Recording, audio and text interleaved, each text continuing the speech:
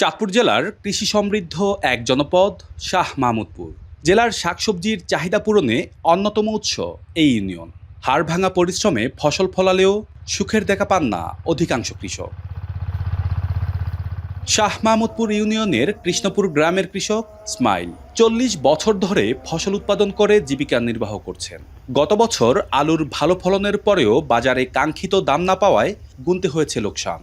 কৃষক কার্ডের সঠিক বিতরণ হলে দেশের কৃষিচিত্র বদলে যাওয়ার আশা করছেন এই কৃষক।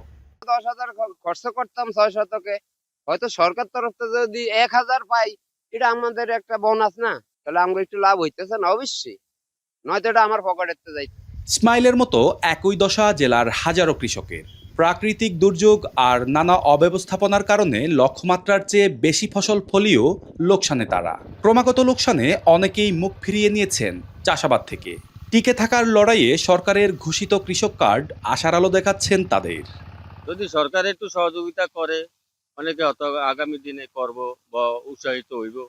এই জন্য দেশেরও লাভ, কৃষকেরও লাভ। সারের ভর্তুকিটা ঠিকমতো পরিপূর্ণ পাই, ওষুধের পরিপূর্ণ পাই, তাহলে আমাদের কৃষি কাজ করতে আমাদের অনেক ভালো হবে। এই বছর লস হয়, পরবর্তীতে এই কৃষি কার্ডটা হইলে এর একটা ঘাটতি পূরণ হবে। কৃষি কার্ডের জন্য যারা প্রকৃত কৃষক তাদেরকে যেন মূল্যায়ন করা হয়। আর সরকারের কৃষক কার্ডের উদ্যোগ দেশে কৃষি বিপ্লব ঘটাবে বলে জানালেন জেলা কৃষি কর্মকর্তা। সরকার চাচ্ছে কিছুটা তাকে সহযোগিতা করা। যদি এই পরিমাণ অর্থ দেয় তাহলে সে উৎসাহিত হইলো, আবার নতুন করে সে কিছু নিজে পুঁজি ইনভেস্ট করলো। এতে করে দুইটার সমন্বয়ে উৎপাদনটা বাড়বে। তো এতে করে তারা কি সুবিধা পাবে? এই ভর্তুকির বিভিন্ন সুবিধাগুলি পাবে, প্রণোদনার বিভিন্ন সুবিধাগুলি পাবে, কৃষি ঋণের সুবিধা। চাঁদপুরে আবাদি জমি রয়েছে প্রায় ৮৭,০০০ হেক্টর, যেখানে প্রায় ৩,৮৬,০০০ কৃষক নানান ধরনের ফসল উৎপাদন করেন।